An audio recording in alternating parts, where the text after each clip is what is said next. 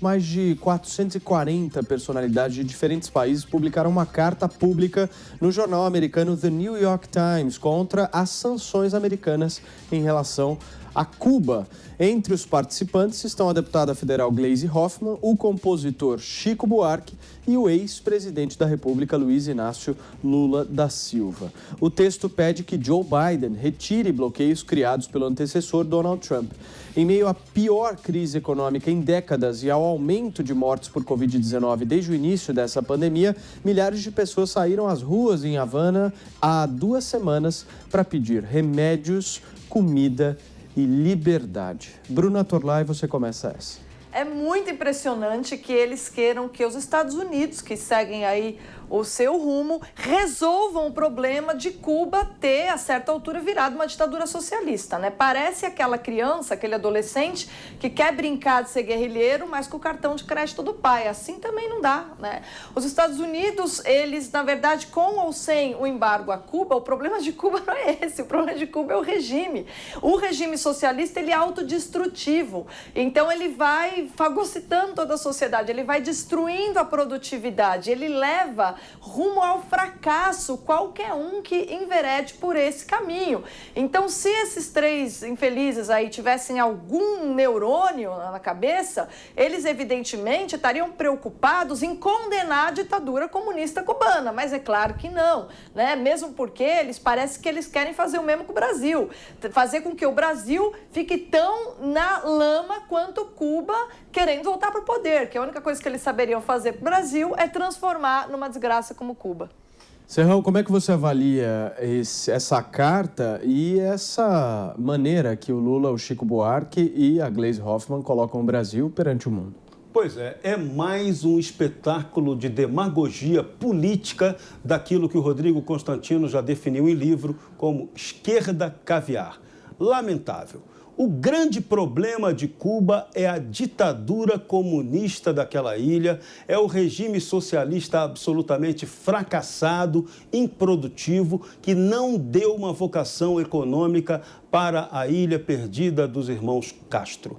A coisa em Cuba só não desandou muito lá atrás, porque, vamos falar aqui muito sério, Fidel Castro, na verdade, fundou junto com Lula em 1990 o Foro de São Paulo, não foi para fazer a revolução comunista na América Latina.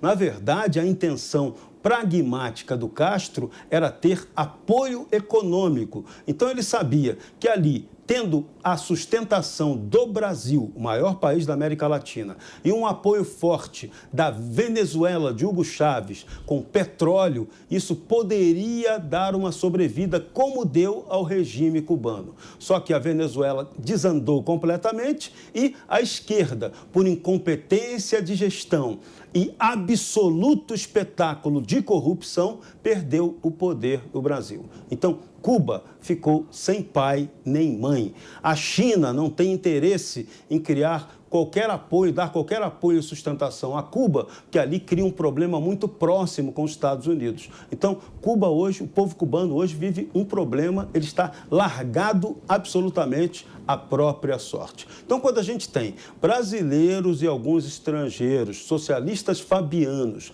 botando manifestozinho num dos principais jornais dos Estados Unidos para pedir o fim dos embargos norte-americanos a Cuba, tem que pedir sim o fim da ditadura cubana, a implantação lá de um regime que seja um regime de cidadania, de honestidade, de liberdade para aquela população maravilhosa de Cuba que durante mais de 60 anos vem sendo aí iludida pela grande mentira socialista comunista. É isso e nada mais. Agora, Constantino, se a gente for analisar, é um país comunista querendo relações capitalistas, né? Exato. Eu vou chegar lá, Paulo. Olha, essa cartinha aí é patética, mas nada de novo, né? É a vida do Chico Buarque, é isso, né? É ser patético. Veja, são os suspeitos de sempre tentando criar aquela narrativa que culpa a desgraça toda cubana, os americanos por isso, né? O embargo. Vamos lá. Foi publicado no New York Times, o jornaleco, jornalzão que os nossos jornalistas brasileiros adoram levar a sério. Nossa, né? Tem aquele complexo de vira-lata que o Nelson Rodrigues denunciava, né? O New York Times. New York Times é um lixo esquerdista, né? E não é de hoje. O Walter Durante ganhou o prêmio Pulitzer dele na década de 30 por escrever mentiras sobre o regime soviético. Mentiras, era um agente de desinformação, né? Que era pago lá na União Soviética, né? Recebia os mimos, era um dupe do sistema, né? Um idiota útil ou um vendido que ficava espalhando mentiras de acordo com os interesses do sistema nos Estados Unidos. Ganhou o prêmio Pulitzer, o grande editor da sucursal de Moscou do New York Times, um jornaleco que já defendeu várias vezes também o próprio Fidel Castro, né? Agora, vamos lá. Essa patota patética de sempre, né? Onde há algo podre, lá estão eles defendendo, aplaudindo. Essa é a vida, como eu disse, deles.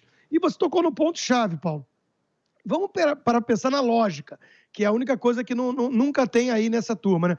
A Bruna mencionou que não tem um neurônio, né? Mas eu desconfio que não seja um problema de neurônio. É um problema de caráter, né? Lógica, eles estão culpando o país capitalista por não ter relações comerciais com o país comunista pela miséria do país comunista, sendo que a Venezuela foi pelo mesmo caminho de miséria de Cuba sem o embargo, né? Então, eles estão pedindo o quê? Eles estão pedindo a globalização. Aquilo que eles chamam de exploração yankee, que é a globalização neoliberal, eles estão pedindo isso para Cuba, para reduzir o problema de miséria em Cuba. Quer dizer, além de tudo, é incoerente, é ridículo. Agora, quer ver o que mais é coerente? Vai ver se o Chico Buarque tem casa em Cuba e vai ver se a Manu Dávila e companhia ficam viajando para Cuba nas férias. Não, eles gostam de vir para cá, ó, Miami, para fazer compra, ou então para Paris, que é a capital mundial da esquerda caviar, né? Então, essa gente toda é demodê, é brega, né? E já perdeu totalmente esse afã, esse elan de eu sou da resistência contra o fascismo. Quem é que ainda cai nessa hoje, meu Deus, na época das redes sociais? Ninguém. Então eles falam lá para uma bolhazinha ridícula de alienados, de gente que nem eles, que não tem um pingo de caráter na cara. Serrão, vai lá. Agora, o ponto principal desse apoio de Lula e companhia à ditadura cubana isso vai ampliar o desgaste de Lula perante a opinião pública brasileira.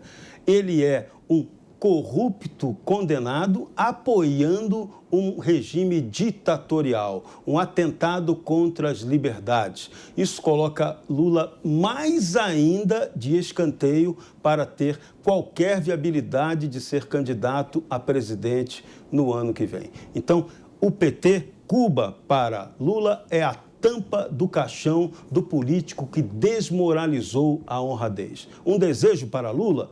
Vai para Cuba que o pariu, Stalinácio. Bruna, você.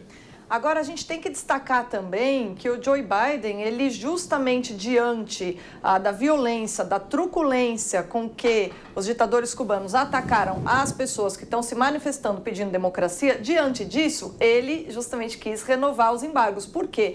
Embora ele represente a esquerda americana não é idiota para não saber que tradição é um elemento vital da política. Então, o Joe Biden não seria maluco, né, como talvez o Obama tenha sido no passado, não seria maluco de ir contra o horror que causa a ditadura cubana ao povo americano. Mas a esquerda brasileira, porque ela realmente ainda acha que ela tem alguma influência sobre o povo brasileiro. Felizmente, isso está acabando. Constantino pedindo a palavra. Uma notinha rápida. A Bruna está certa nisso, mas dentro do Partido Democrata, que cada vez é menos PSDB e mais PSOL, né, já tem ali muita gente que gostaria de uma postura diferente e está com essa narrativa lulista. O Joe Biden ainda precisa manter ali uma postura mais mainstream. Mas veja que curioso. O Marco Rubio, que é o senador aqui da Flórida e descendente de cubanos, né? Ele não só, junto com o Ron DeSantis, que é o governador também, pressionaram o Joe Biden por uma postura um tanto pusilânime e covarde em relação à ajuda da população cubana que está pedindo liberdade, né? Veja que coisa, o Chico Buarque, Lula e companhia achando que o problema é o embargo e o povo cubano querendo sair para a Flórida, né? Mas o Marco Rubio fez uma coisa brilhante. Ele falou assim, eu quero saber onde estão os membros do Black Lives Matter, aquele movimento que se diz racial, né? E que no fundo é marxista. Eu dou assessoria para eles, se eles quiserem ir para Cuba comunista. Não apareceu nenhum interessado.